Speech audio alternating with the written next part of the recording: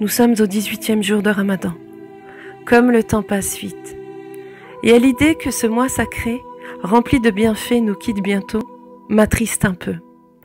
Mais telle est la vie, et nous avons cette chance de le retrouver chaque année, tel un être aimé qui vient nous rendre visite une fois par an et qui nous couvre de cadeaux, de bénédictions et de conseils. Puis repart souriant en nous disant à l'année prochaine. Nous devons vivre chaque seconde, chaque moment de nos vies, comme une joie, un bonheur, une grâce d'être encore ici et maintenant. Alors que des milliers de frères et sœurs meurent chaque jour dans le monde, d'épidémies, de famines, de maladies ou de guerres. La vie est un cadeau du ciel, un miracle, et non un dû.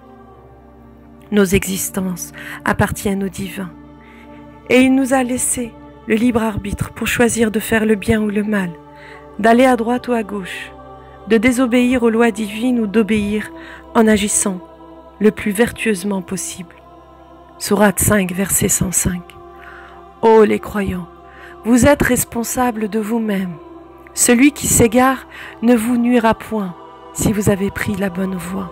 C'est vers Dieu que vous retournerez tous. Alors, il vous informera de ce que vous faisiez.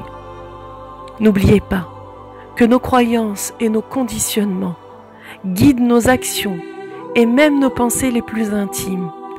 Et les sourates du Coran, bien comprises, sont des clés pour avancer humblement dans nos vies mouvementées. Sourate 24, verset 21.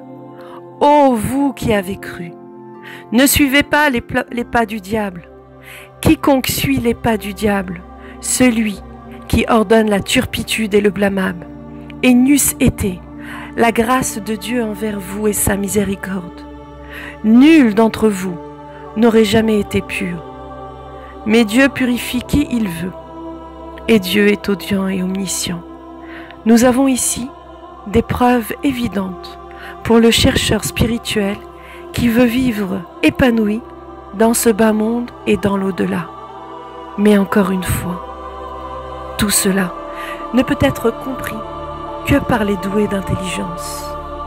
La vie est en permanence une succession d'expériences multidimensionnelles qui ne sont là que pour notre évolution personnelle et surtout pour réformer nos âmes et nos cœurs afin de se rapprocher le plus possible de la source de l'amour inconditionnel.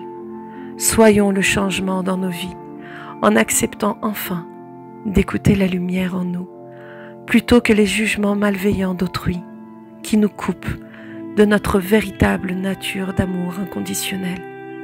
Dieu est l'unique, le majestueux, le très miséricordieux. Il est le savant des savants qui aime la beauté en toutes choses. Il a facilité ce que l'homme a compliqué.